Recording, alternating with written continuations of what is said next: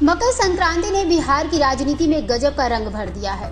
बिहार के सीएम नीतीश कुमार को लेकर सियासी हलचल तेज हो चुकी है। जी हां, आरजेडी सुप्रीमो लालू यादव की बेटी सांसद मीसा भारती ने एक बड़ा बयान दिया है, जिसने राजनीतिक पार्टियों के बीच उथल पुथल मचा रखा है। दरअसल सांसद मीसा भारती ने अपने बयानों में नीतीश की एंट्री की अटकलों पर जवाब देते हुए कहा कि नीतीश कुमार हम लोगों के गार्जियन है, इसीलिए वो जब आना चाहेंगे तब उनके लिए दरवाजे खुले हैं।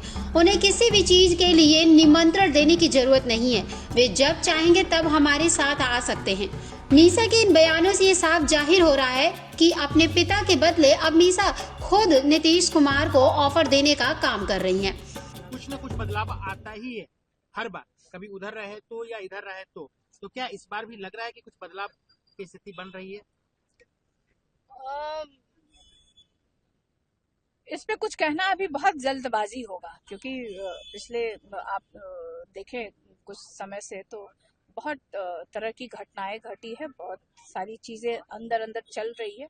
अब ऊपर क्या निकल के आता है तो थोड़ा इंतजार करना पड़ेगा। आपने कहा अंदर अंदर कुछ चल रहा है, तो मतलब कुछ न कुछ चल रहा है। बिल्कुल कुछ न कुछ चल रहा है, और क्या चल रहा है उस पे अभी मेरा बोलना थोड़ा जल्दबाजी होगा, तो थोड़ा समय दीजिए। हमने हमेशा देखा है कि जब भी लालू जी जो है थोड़े सब अपने राजनीति के लिए जानते हैं, लेकिन उनका बड़ा दिल दिखाते हैं हमेशा।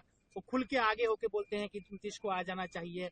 उसके पीछे लॉजिक भी है। जब हमने उनसे पूछा तो छोटा भाई अगर वो गलत रास्ते पे जाएगा तो मेरा फर्ज बनता है कि उसको सही रास्ते। बिल्कुल बिल्कुल सही उन्होंने बयान दिया था कि बिहार के हित में, बिहार के नौजवानों को हित में, बिहार की महिलाओं के हित में अगर कोई अच्छी, आपने देखा कि मतलब डबल इंजन की सरकार रही है, तकरीबन 20 साल होने जा रहा है, और बिहार में डेवलपमेंट सिर्फ उसी समय होता है जब तेजस्वी उप मुख्यमंत्री बनते हैं। तेजस्वी ने जो वादा किया था, अपने वादे को उन्होंने पूरा करने का काम किया है। उन्होंने कहा था कि हमको अगर मौका मिलता है तो 10 लाख सरकारी नौकरी देने का काम करेंगे। मौका थोड़े सीटों से हमारी सरकार नहीं बनी, लेकिन जेडीयू के साथ हम सरकार में आए, और वही मुख्यमंत्री जी जो बोलते थे कहाँ से होगा क्या होगा, उन्हीं के हाथों नियुक्ति पत्र बंटवाने का काम किया तेजस्वी ने। तो हम लोग जो वादा करते हैं उसको पूरा करते हैं। आप पिछले 20 वर्षों से आप डबल इंजन की यहाँ पे सरकार है, आप कोई भी एक फैक्ट्री बता दीजिए कि इन लोगों ने फैक्ट्री लगवाई हो, बिहार के युवाओं के हित में उन्होंने कोई काम किया हो। गोली अगर किसी को आज मारी जाती है तो वो 20 साल पहले के सरकार को कोसते हैं। तो ये सब चीजें हैं। दीदी एक बात और कहा जा रहा है कि चाहते हैं आप लोग कि बिहार में कुछ बदलाव हो, क्योंकि नीतीश जी की सेहत को लेकर भी लालू जी चिंता जाहिर कर चुके हैं। उनको कुछ लोग तेजस्वी जी बोलते, कुछ लोग घेर के रखे हुए हैं, क्या बोलते हैं नहीं बोलते, उस पर भी अब पहरा लगा दिया गया है। देखिए, एक उम्र होने के बाद बहुत सारी बीमारियां होना लोगों में मतलब संभव है। अभी हमें बहुत जानकारी नहीं है कि उनको किस तरह की क्या बीमारी है, लेकिन जैसा मीडिया में और कुछ लोग जैसे बयान देते हैं, उससे जो समझ में मुझे ये आता है कि शायद उनकी तबीयत थोड़ी ठीक नहीं है, और सब लोग यही कहते हैं कि कुछ लोग हैं। और अगर देखा जाए पिछली बार उनके नेताओं के द्वारा ही, सिर्फ नेताओं के द्वारा ही ये बयान दिया गया था कि उनके कहने पे हम चले गए थे। तो ये तो बातें कहीं ना कहीं इसमें सच्चाई नजर आती है।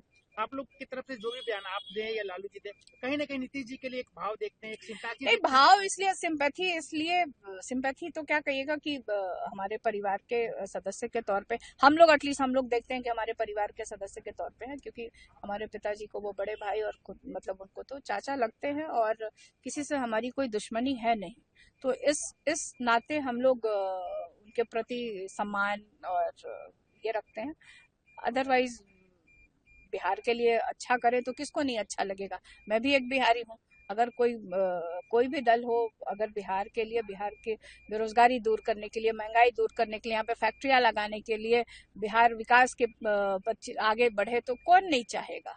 हम और आप सब चाहेंगे ये।